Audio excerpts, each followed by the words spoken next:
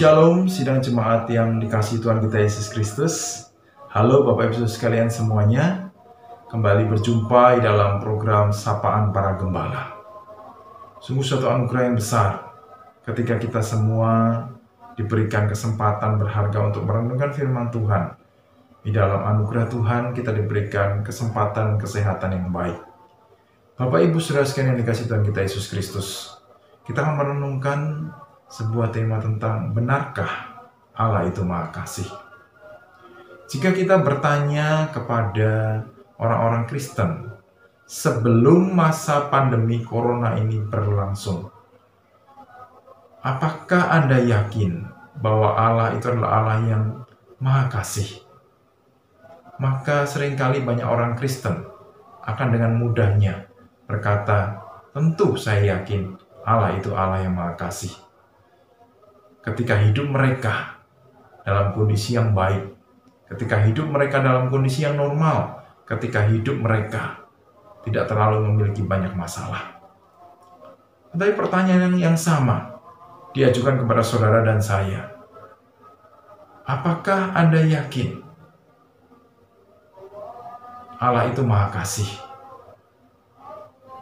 Ketika kita menjawabnya di dalam masa pandemi corona ini, dengan begitu banyaknya pergumulan masalah, maka seringkali mungkin kita tidak mudah menjawab dengan yakin bahwa Allah itu Maha Kasih. Kita mungkin dapat dengan mudahnya kita mulai mempertanyakan akan kasih Allah. Kita meragukan akan kasih Allah. Kalau Allah itu Maha Kasih, mengapa Allah membiarkan virus corona ini merusak banyak hal, membuat banyak orang menderita, meronta-ronta, kesulitan bernafas di rumah sakit. Bahkan banyak orang harus kehilangan orang-orang yang mereka kasihi karena virus corona ini.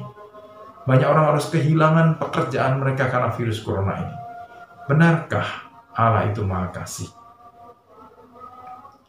Bapak Ibu saudara sekalian yang dikasihi Tuhan kita Yesus Kristus, ketika kita mulai meragukan dan mempertanyakan akan kasih Allah, maka firman Tuhan menolong kita untuk kita boleh memahami kasih Allah dengan benar sesuai dengan firman Tuhan.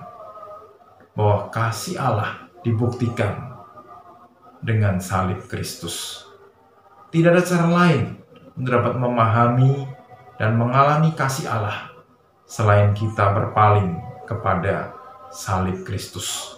Seperti firman Tuhan di dalam 1 Petrus pasal yang pertama ayat 18-19. Dikatakan firman Tuhan demikian.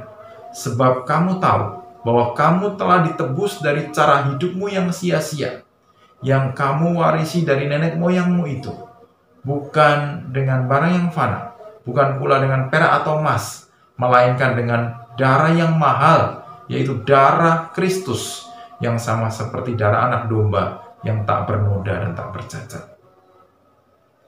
Kristus Yesus sudah menebus saudara dan saya.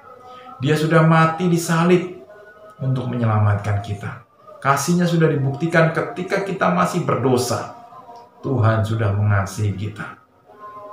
Di dalam suratnya 1 Yohanes pasal yang keempat ayat yang ke-10 dikatakan, inilah kasih itu.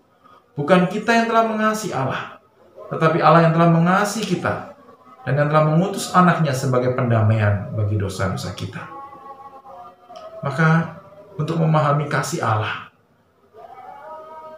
semakin kita menyadari akan keberdosaan, kebobrokan kita, betapa hinanya kita, betapa jahatnya saudara dan saya di hadapan Tuhan di dalam keberdosaan kita.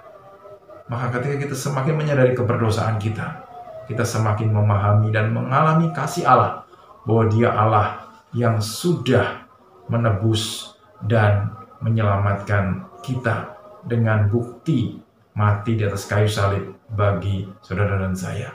Bapak Ibu saudara yang dikasihi Tuhan kita Yesus Kristus, semakin kita memandang kepada salib Kristus, maka semakin kita bisa memahami betapa panjangnya, betapa lebarnya, betapa tingginya, dan betapa dalamnya kasih Kristus bagi saudara dan saya di dalam segala keadaan. Biarlah kita semua boleh merenungkan kasih Tuhan dan kita boleh mengalami kasih Tuhan dalam kehidupan kita. Tuhan Yesus memberkati kita semua. Amin.